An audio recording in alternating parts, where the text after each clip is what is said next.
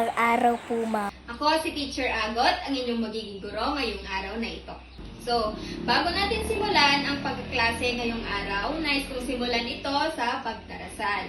So, please bow your heads, please be quiet, and feel the presence of the Lord. Angel of God, my guardian dear, to whom God's loves come with me here, ever this day be at my side, to light and guard, to rule and guide. Amen. Good morning, class! Good morning, ma'am. How are you today? We're fine, ma'am. How are you, ma'am? Very good. I'm fine too. So, bago tayo maupo, pwede bang ayusin ninyo ang inyong mga upuan at pulutin ang mga kalat na nasa ilalim nito? Okay ba, class? Yes, ma'am. Okay. Sino ang lumiban ngayong araw na ito? Meron bang lumiban, class? Wala po. Very good. Nagagalak at kumpleto kayo ngayong araw para matuto. Bago tayo magsimula sa ating talakayan ngayong araw, sinong nakakaalala sa ating nakaraang talakayan? Anong lesson ang ating diniscuss or tinalakay noong nakaraan? Yes? Agot? Dynamics po, ma'am. Very good. Ito ay tungkol sa dynamics. Ano nga ba ang tungkol sa dynamics, class? Dynamics are the range of volume that music notes can be played.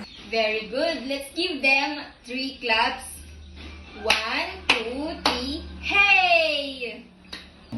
So class, bago tayo dumako sa ating susunod na talakayan, meron ako sa inyong ipapakitang mga larawan para inyong talakayin or ilarawan kung ano-ano ang mga ito at nais kong tukuyin kung ano ito. Para sa unang larawan, ito ay aso. Tama. Aso or dog. Ano ang kanyang kulay? Ito ay kulay brown at white. Tama. Para sa susunod na larawan, ito ay turtle or pagong. Tama. Ano nga bang kulay ng turtle? Green po. Green. Siya ay may shell. Tama. At ang susunod na larawan ay ang rabbit o kuneho. Tama. Ang rabbit or kuneho ay kadalasang kulay brown, black, or white. Tama.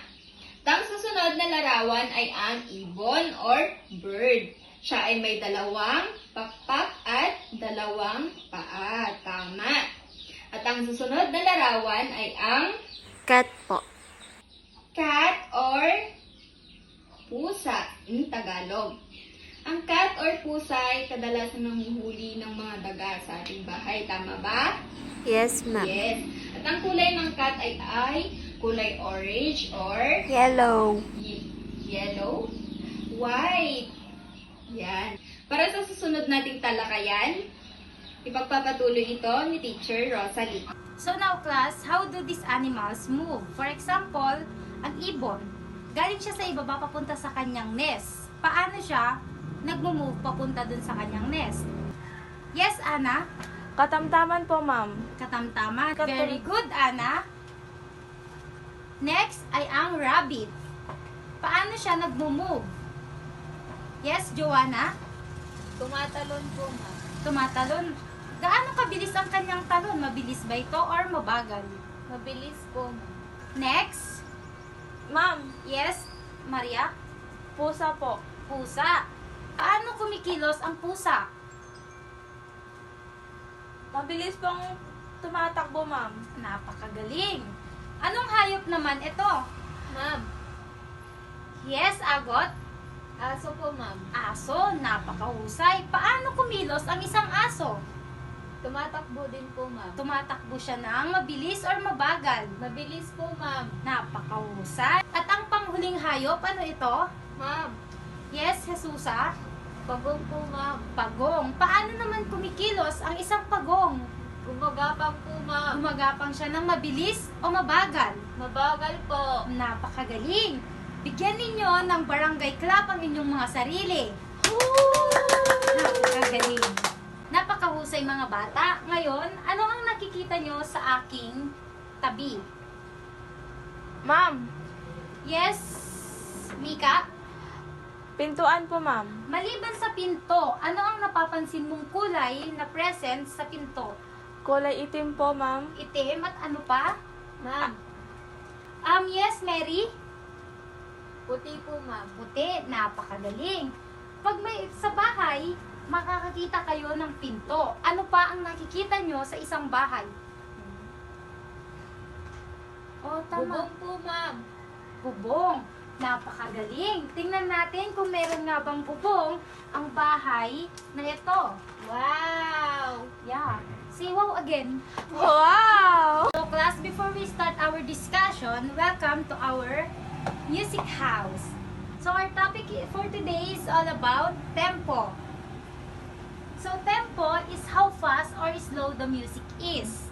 The tempo helps the composer to convey a feelings or either intensity or relaxation. So ang tempo, ito yung speed ng music kung gaano ito kabagal or kung gaano ito kabilis. Naintindihan ba mga bata? Yes, ma'am. Ano ulit ang tempo?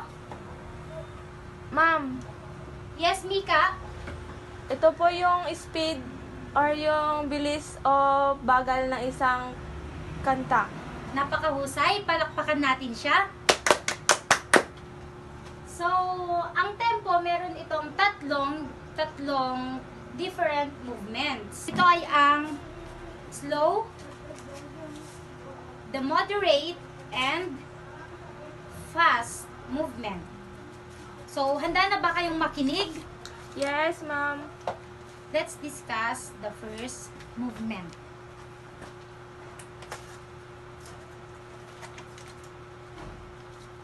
Pakibasa ng sabay-sabay. Fast. Again, Fast. napakadali. So fast, it is a speed or tempo in which it gets faster or higher beats. So fast or in Tagalog ay mabilis. Ito ay ang mabilis na pagbeat or mabilis na movement ng isang bagay. Halimbawa nito ay ang aso. Ang aso ay tumatakbo ng mabilis. Sino pa ang gustong magbigay ng halimbawa ng mabilis na kilos or fast movements? Ma'am, Yes, Mary? rabbit po, ma'am. Rabbit. Paano ito kumikilos? Mabilis na tumatakbo, ma'am. Mabilis na tumatakbo. Okay, may rabbit dito. Pwede mo ba itong idikit sa harapan? Sige po, ma'am.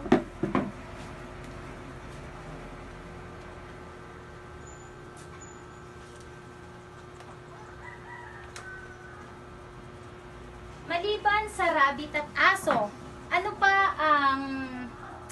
ang halimbawa ng hayop na may mabilis na kilos? Ma'am. Yes, Joanna? Cat po, ma'am. Cat. Paano ba kumikilos ang pusa or ang cat? Mabilis po siyang tumakbo, ma'am. Mabilis siyang tumakbo. Okay, napakagaling.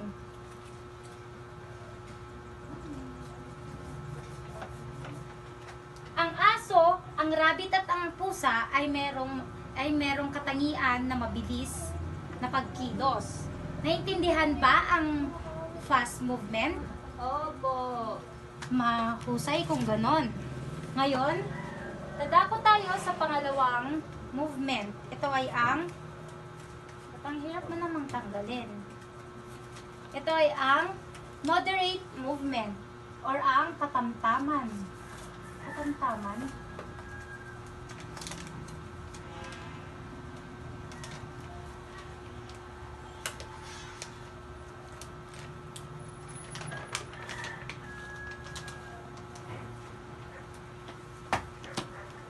So, moderate movement, it is the speed in music in between the fast and slow tempo. It connotes relaxation in music. So, when we say moderate, ito yung katamtamang movement lamang ng music or ng bagay. Halimbawa nito ay ang ibon. Nasabi natin kanina na ang ibon ay may katamtamang kilos lamang. Hindi sila nakakalipad ng mabilis dahil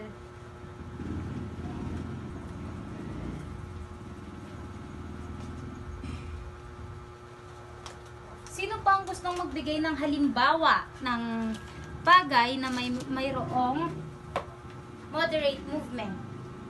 Ma'am. Sino pa? May ibang kamay?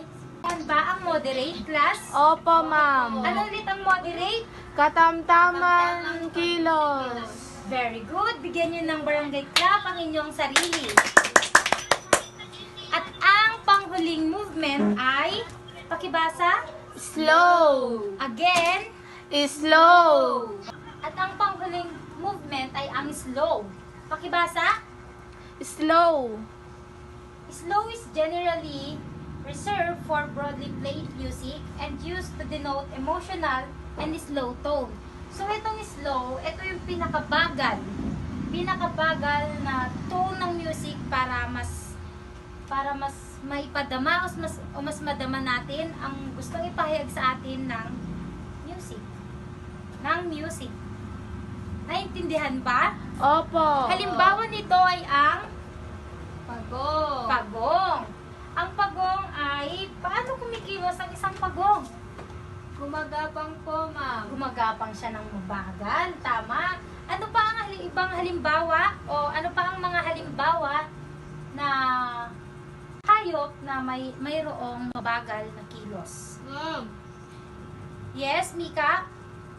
Kalabaw po, ma'am. Kalabaw. Napakahusay. Paano nga ba kumikilos ang isang kalabaw? Naglalakad po ng mabagal, ma'am. Naglalakad ng mabagal, napakahusay. Bigyan natin siya ng palakpak. Ano pa? Sino pa ang gustong magbigay ng halimbawa? Sino Ma'am. pa? Yes, Mikey? Ma'am, elepante po. Elepante, napakahusay. Paano ba kumilos ang isang elepante? Mabagal din pong naglalakad, ma'am. Mabagal ding naglalakad, napakahusay. Bigyan nyo ng 3 palakpak ang inyong mga sarili. Naintindihan ba ang ating topic, ang ating aralin ngayong araw na ito? Opo. Ngayon, kung ulit ang topic na diniscuss natin ngayong araw. Ma'am, Yes? Yes, Sheila? tempo po. Tempo, napakahusay. Ano ang tempo ulit? Ma'am, Yes, Christine? ito po yung bilis or bagal ng isang kanta. Napakahusay. Ang tempo, ito ay ang bilis o kung gaano kabilis, kabagal ang isang kanta. So now, what are the 3 different movements of tempo? Who can give me those 3? Ma'am. Yes, Hazel? Fast, moderate, and slow po. Very good.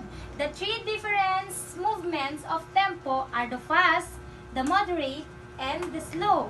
Now, who can give me the definition of fast? Anyone? Ma'am. Yes, Ellen? Ma'am, it is the speed of music, ma'am. Speed of music. Anong klaseng speed? Fast. Fast. Ito yung mabilis.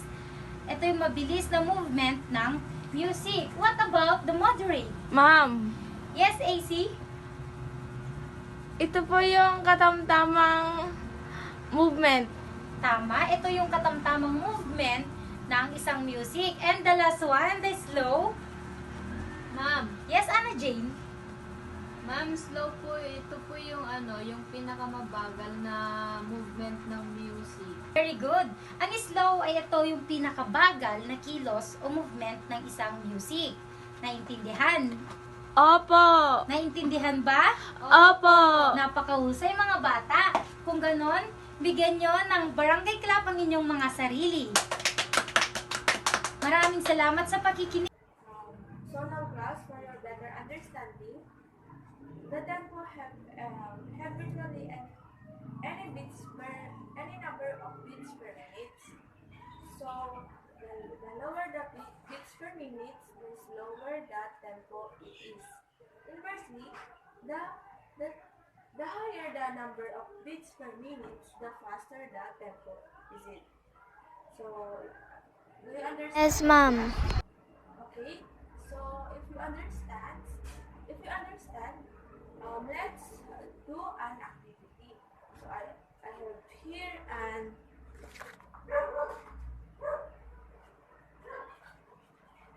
so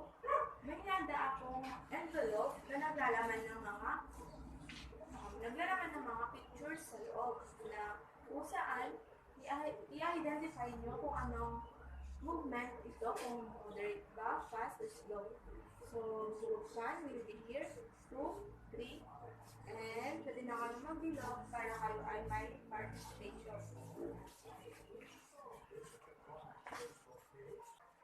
So, natapos nyo na ba ito mga bata? Pwede nyo na Opo, ma'am.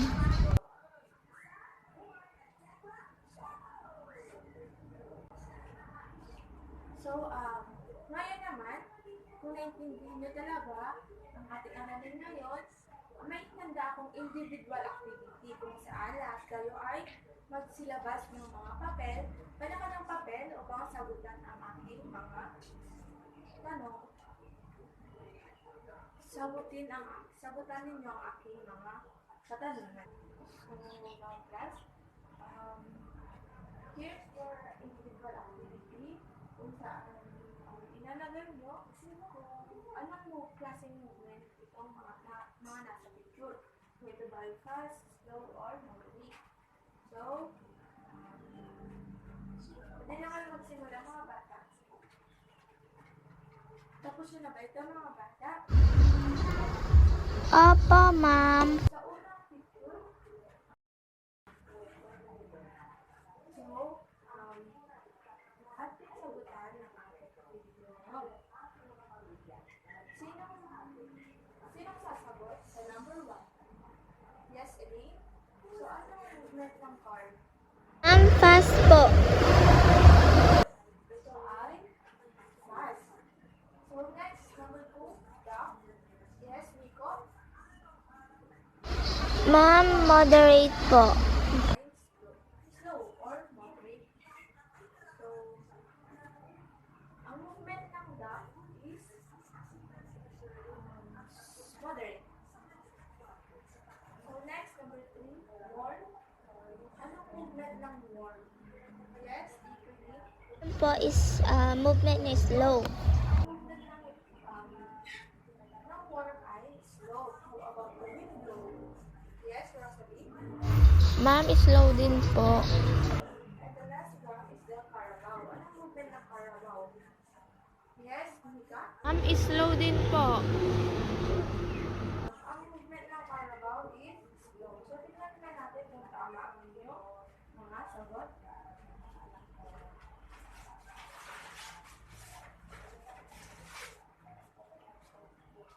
So, tama nga ba ang ating mga sagot mga bata?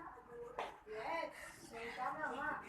Kalaktakan naman natin ang inyong mga sagot.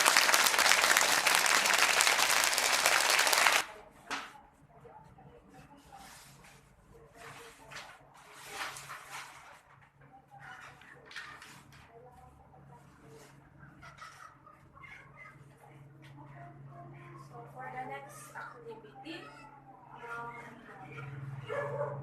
I prepared here bricks and human chair. So, do this activity and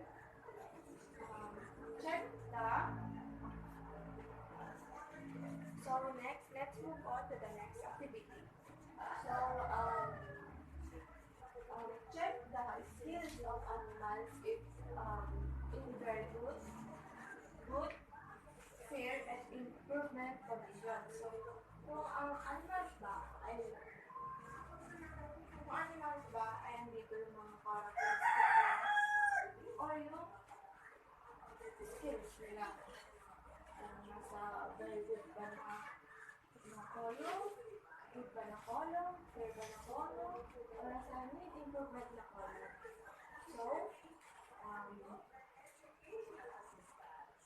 So, you can now start.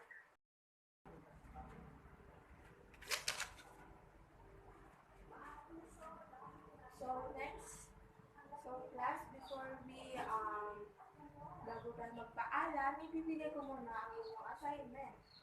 So, ang assignment natin ngayon ay get a partner, practice the action of the chant, double, and present on the class instead. So, how to do it? robot, close fist. This, if how to